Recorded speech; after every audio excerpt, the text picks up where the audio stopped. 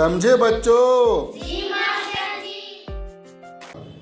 स्वागत है मित्रों जी मास्टर जी पर फिर से आपका एक बार। और आज हम हैं अलजेब्रा ऑफ फैक्टर्स। ठीक है मां। अब अलजेब्रा ऑफ फैक्टर्स इसलिए महत्वपूर्ण है क्योंकि अंकगणित में जहां हम फैक्टर, अपवर्तक या गुणक निकालने की बात करते हैं तो वहाँ मामला आसान होता है, लेकिन जैसे ही हम अलजेब्रा में इन करते हैं तो बच्चों को कठिनाई होने लगती है। तो आइए उस कठिनाई से हम लोग रूबरू होते हैं कि जब हम बीजगणित में चलते हैं तो क्या समस्या होती है और इसका हम लोग समाधान कैसे करेंगे। दोस्तों, फैक्टर्स आप जबकि समझ ही गए होंगे कि एक्स स्क्वायर अगर कोई अलजेब्राइक एक्सप्रेशन है, कोई बीजीय व्यंजक है, तो इसका हम लोग गुना के रूप में इसको लिख सकते हैं एक्स गुने एक्स। तो इसका मतलब है कि एक्स जो है सो एक फैक्टर है एक्स स्क्वायर का। एक भी फैक्टर होता है, एक्स भी हो गया और एक्स स्क्वायर भी हो गया। तो वो एक और एक्स स्क्वायर तो स्वयं होगा ही होगा। ये दो तो होते ही होते हैं अपवर्तक फैक्टर, लेकिन एक मिला एक्स। अगर संख्या को इसी तरह से अगर हम क्यूब कर दें तो संख्या हमारी बढ़ जाएगी, एक होगा। फिर क्या लगता है आपको दोस्तों? फिर एक से भी भागा जाएगा, फिर इसमें एक्स स्क्वायर से भी भागा जाएगा और एक्स क्यूब से भी भागा जाएगा पूरा पूरी। ठीक है, तो फैक्टर्स का मतलब ही होता है कि उसको पूरी तरह से विभाजित कर दे, डिवाइजर। ठीक है, अब ये चीजें आसान हैं। अगर आपको कहा जाए कि इसका फैक्टर्स ज्ञात कीजिए एक्स स्क्वायर वाई का, तो हमको लगता है कि आप बहुत आसानी से निकाल पाएंगे। फैक्टर्स होगा इसका एक होगा, एक्स होगा, वाई भी होगा, एक्स वाई भी होगा, एक्स स्क्वायर भी होगा और एक्स स्क्वायर वाई भी होगा। और कोई संख्या जो इसमें भाग दे, जो इसको पूरा पूरी भाग देगा, वो संख्या जो होगी इसका फैक्टर होगा। तो ये चीजें हमको समझने में असुविधा नहीं होनी चाहिए। ठीक है, अब हम लोग जब फैक्टर्स को समझ गए, ठीक उसी तरह से जैसे कि अर्थमेटिक्स में हम लोग समझते थे, यहाँ भी अलजेब्रा में इस बात को हम लोग समझने में सक्षम हो गए हैं। अब यदि अगर हम सवालों को बदल दें, जैसे अगर हम मेनली यहाँ पे एक समस्या जो होती है केवल जो है तो इसका सरोकार हमको HCF निकालने से। तो जब हम लोग HCF निकालने की बात करते हैं तो जब दो अलजेब्राइक एक्सप्रेशन होगा तभी ना कॉमन की बात आएगी, तभी उसमें हाईएस्ट कॉमन फैक्टर की बात आएगी या डिवाइजर या ग्रेटेस्ट कॉमन डिवाइजर की बात आएगी। अभी HCF बोले या आपका GCD बोले तो बात एक ही है और यहाँ कंफ्यूज नहीं होना है। मैंने लास्ट वीडियो में भी आपको बताया है। ठीक है, अब अगर हम लोग एक सवाल लें कि x और एक्स स्क्वायर, इन दोनों का HCF क्या होगा? HCF क्या होगा? हाईएस्ट कॉमन फैक्टर क्या होगा? तो पहले तो हम लोग कॉमन फैक्टर निकालते हैं ठीक उसी वे में जैसे हम लोग अर्थमेटिक्स में बनाए थे। तो x के फैक्टर्स कौन कौन हो जाएंगे? x के अपवर्तक कौन कौन होंगे? तो x के अपवर्तक हो जाएंगे, आप बताइए, एक होगा और x होगा। और एक्स स्क्वायर के क्या हो जाएंगे? एक्स स्क्वायर का अपवर्तक हो जाएंगे, एक भी होगा, एक्स भी होगा और एक्स स्क्वायर भी होगा। तो क्या लगता है कि यहाँ पर कॉमन फैक्टर कौन कौन है? कॉमन फैक्टर इसी को हम लोग बोलते हैं सम अपवर्तक, और इसको शॉर्ट में बोलते हैं, एक साथ मिला देंगे, संधि कर देंगे तो ये हो जाएगा समापवर्तक। तो कॉमन फैक्टर या सर्वनिष्ठ गुणनखंड, ये भी शब्द है, सर्वनिष्ठ गुणनखंड। और ये क्या निकला दोस्तों आपका, तो 1 और x, ये ही दो हुए ना कॉमन, तो हाईएस्ट कौन सा हुआ, तो x। तो HCF कितना हो सकता है इसका, तो ये हो जाएगा x। तो ऐसे करके हम लोग दो अलजेब्राइक एक्सप्रेशन है तो इसका हम लोग निकाल सकते हैं, ठीक है। तो ऐसे सवाल आप अगर अलग अलग हों तो क्या करेंगे आप, अगर सवाल हो जाए x² y और xy² का HCF, तो इसका कैसे निकालेंगे दोस्तों, तो x² y के फैक्टर्स क्या क्या हो गए, 1, फिर x, आप बताओ फिर y, फिर xy, फिर x² y, और इसका ये हो गया 1 x y xy और xy। तो कॉमन कौन कौन सा हो गया, common factors 1 x y xy। तो HCF किसको कहेंगे हम लोग, xy। तो ये चीजें स्पष्ट हो जानी चाहिए कि दो अलजेब्राइक फ्रैक्शंस एक्सप्रेशंस अगर दिए गए हैं तो इनका HCF हम लोग ऐसे निकालते हैं। अब सवाल आएगा कि दो अलजेब्राइक एक्सप्रेशन तो दिए गए हैं या 3 दिए गए हैं, कोई बात नहीं, तो 2 दिए गए हैं, तो फिर वहां क्या करना है कि दोनों को फैक्टराइज कर देना, उनका फैक्टर अलग अलग निकालना है। अब फैक्टर अलग अलग निकालना है तो यहां मसला बन जाएगा कि क्या आप बच्चों को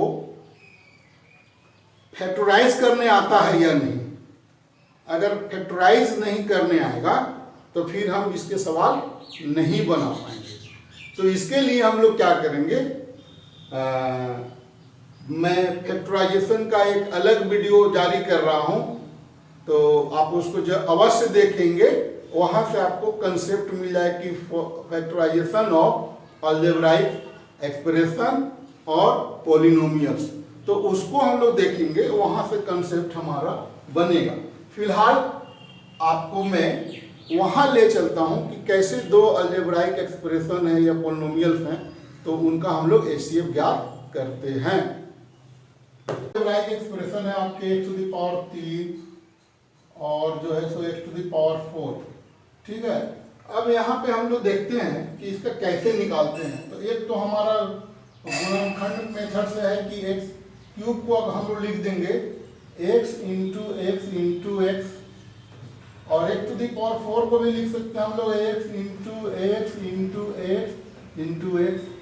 तो हम लोग देखते हैं कि कितना पेयर बना सकते हैं। तो ये 1, इसका 2 और ये 3, तो 3 पेयर बना हमारा, ठीक है। तो इसको हम लोग HCF डायरेक्ट लिख सकते हैं। तो ये जो पेयर है इसके बदले में तो एक ही बार लेंगे ना, केवल एक बार यहाँ आया, एक बार यहाँ आया और एक बार यहाँ आया, तो ये दोनों में कॉमन है, एक बार। तो इस तरह से कुल 3 बार कॉमन है। इसका मतलब कि HCF जो है सो हमारा x³ हुआ। तो ये जो है सो आपका गुणनखंडन मेथड है। अब इसी चीज को हम लोग दूसरे वे में सोचते हैं, ठीक है। चीज तो वही है लेकिन तरीका हमारा सोचने का बदलेगा। और अलजेब्राइक एक्सप्रेशन में जब भी होगा HCF निकालने का बाद, तो अगली विधि से ही हम लोग बनाएंगे ताकि उसे समय भी बचे और गलती भी नहीं करेंगे। आइए दोस्तों हम x⁴ और x⁴ का HCF ज्ञात करते हैं। अब इसका HCF ज्ञात करने के लिए हमको कुछ नहीं करना है, बस केवल इसके फैक्टर्स लिख देने हैं। तो इसके फैक्टर्स कितने हो जाएंगे, तो x³ का फैक्टर तो x⁴ ही है, एक ही फैक्टर है, और x⁴ का x⁴ ही है, ठीक है। अलग अलग इसको हम गुणनखंडन विधि से कर रहे हैं, ठीक है, इसको ध्यान दीजिएगा। तो गुणनखंडन विधि में क्या है कि एक्स क्यूब लिख दिया और एक्स 4 लिख दिया। अब बोले कि HCF कितना होगा, तो हमको देखना है कि इन दोनों में से मैक्सिमम घात किसका है, डिग्री, मैक्सिमम डिग्री वाला फैक्टर ही फैक्टर होगा, दोनों का HCF होगा। तो हाईएस्ट जब बोलते हैं ना, तो यहाँ पर हो जाएगा मैक्सिमम डिग्री वाला। वहाँ पर हम लोग अंकगणित में लेते थे महत्तम संख्या, अब यहाँ पर आएगा मैक्सिमम डिग्री वाला। तो यहाँ पर कौन हो गया, तो यहाँ पर obviously x to the power 3 जो है सो कॉमन है दोनों में, ठीक है। 3 का घात यहाँ 4 है, तो इसका मतलब 3 इसमें शामिल है, ठीक है। इसका मतलब ये दोनों का HCF जो होगा सो s टू द पावर 3 होगा, ठीक है। अब HCF की एक जो विशेष गुण है, अभी मैं चर्चा आपको कर देना चाहता हूं कि जैसे हम लोग ज्ञात किए 12 और आप याद कर लेना मेरे वीडियो में, 12 और 18 का HCF 6 था, 12 और 18 का HCF 6 था। इसका मतलब कि 12 को छोड़कर और 18 को छोड़कर, ठीक है, तो जितने इन दोनों के जो डिवाइजर होंगे वो सब इसके डिवाइजर होंगे, जो भी कॉमन डिवाइजर होंगे वो इसके भी डिवाइजर होंगे। जैसे 12 का क्या था, 1 2 3 4 6 और 12, तो 12 तो छोड़ दीजिए, इसके डिवाइजर्स तो यही हो गए। और 18 के हो गए 1 2 3 6 9 और 12, तो मैक्सिमम तो HCF तो 6 है, तो 6 के पहले जितने डिवाइजर्स होंगे सब इसके डिवाइजर्स होंगे, 6 के भी डिवाइजर्स होंगे, ठीक है। तो अभी हम लोग ऐसे दो बहुपदों का निकालेंगे जिनको कि हम फैक्टराइजेशन कर सकते हैं या फैक्टराइज ऑलरेडी किया हुआ है, ठीक है। तो उसके लिए हम लोग सवाल लेते हैं।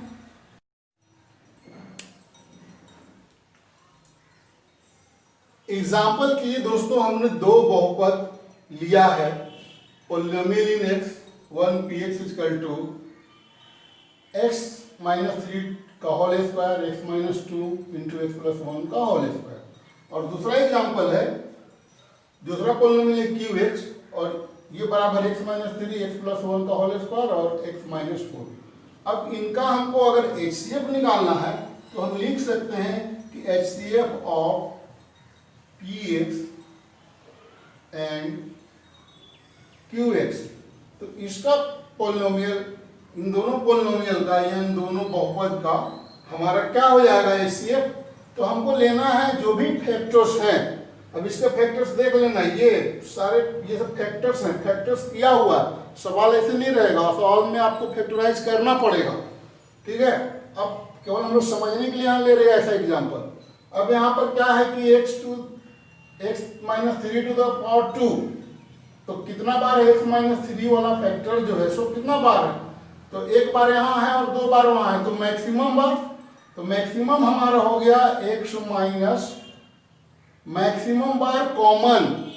ये देखना है, ये यहाँ पर एक बार है और यहाँ पर 2 बार है, तो मैक्सिमम बार कॉमन कितना है, तो मैक्सिमम बार कॉमन है हमारा एक बार, x माइनस 3 पर पावर 1 है, यहाँ 2 है, तो कॉमन तो x माइनस 3 ही हुआ, इसमें भी और इसमें भी, तो एक बार कॉमन हो गया 1 डिग्री।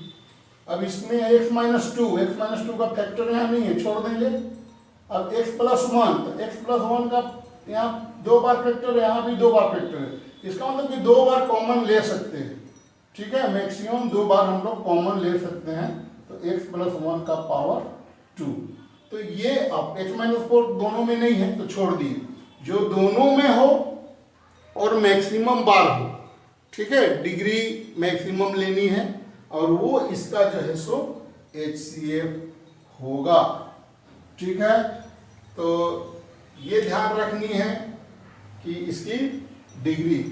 अब HCF जैसे हम लोग देखते थे कि किसी भी संख्या का HCF उस संख्या से बड़ा नहीं हो सकता, किसी दो संख्याओं का HCF उन दोनों संख्याओं से बड़ा नहीं हो सकता, या किसी एक से भी बड़ा नहीं हो सकता, बराबर हो सकता लेकिन बड़ा नहीं हो सकता। ठीक है, तो उसी तरह से यहाँ पर हम लोग देखेंगे कि जो HCF आई तो इसकी जो डिग्री होगी, इससे अधिक नहीं होगी न इससे अधिक होगी, जो इस दोनों में जो मिनिमम डिग्री वाला है उससे कम ही होगा या उसके बराबर होगा।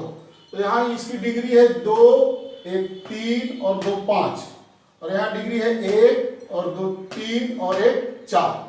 ये 5 डिग्री का है और ये 4 डिग्री का है, तो मैक्सिमम इसकी डिग्री HCF की डिग्री भी 4 हो सकती है लेकिन 5 नहीं होगा। तो यहाँ पर देख रहे हैं कि ये जो लीनियर एक्सप्रेशन है इसमें क्या देख रहे हैं कि इसकी डिग्री 1 और यहाँ 2 ये 3 है, तो 3 हो सकता है, माने कि degree of HCF of PX and QX।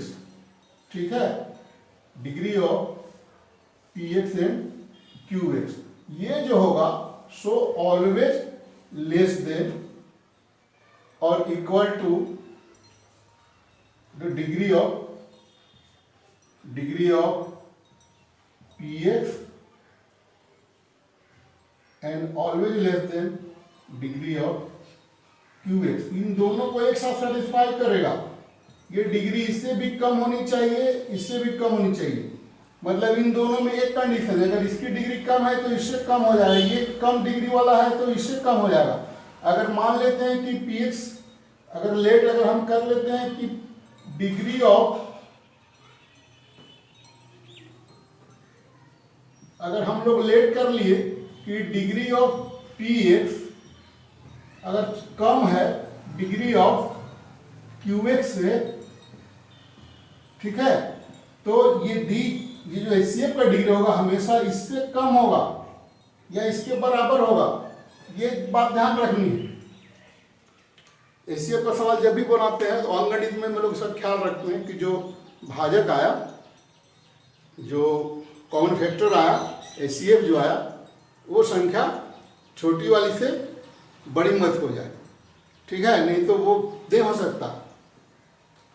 तो ये यहाँ पर आपका हो गया। तो हमको लगता है कि मित्रों आप HCF का कंसेप्ट सीख गए होंगे, algebra of factor and algebra of HCF आप सीख गए यहाँ तक। और अगले वीडियो में हम मिलेंगे जब हम लोग मल्टीपल में आएंगे, तो उस समय LCM का भी अलजेब्रा देखेंगे, algebra of multiple and algebra of LCM। एक अलग वीडियो में हम लोग आएंगे जिसमें हम लोग HCF और LCM के सवाल करेंगे, लेकिन उसके पहले हमको फैक्टराइजेशन ऑफ पॉलिनोमियल आना चाहिए। तो आप देखते रहिए मेरा जो चैनल है जी मास्टर जी, उस पर ये सारे वीडियो क्रम से आते रहेंगे, जिसमें आपको मिलेगा फैक्टराइजेशन ऑफ पॉलिनोमियल। जब पॉलिनोमियल शुरू करेंगे तो उसका आपको मिल जाएगा वहां पर। ठीक है, तो कैसा लगा मित्रों आज का वीडियो? अच्छा लगा होगा तो आप इसको लाइक करेंगे, शेयर करेंगे और सब्सक्राइब करेंगे। यदि आप चैनल पर नए होंगे, सब्सक्राइब करने के बाद बेल आइकन को जरूर प्रेस करेंगे ताकि इसका अगला वीडियो आप तक जल्द से जल्द पहुंच सके। धन्यवाद।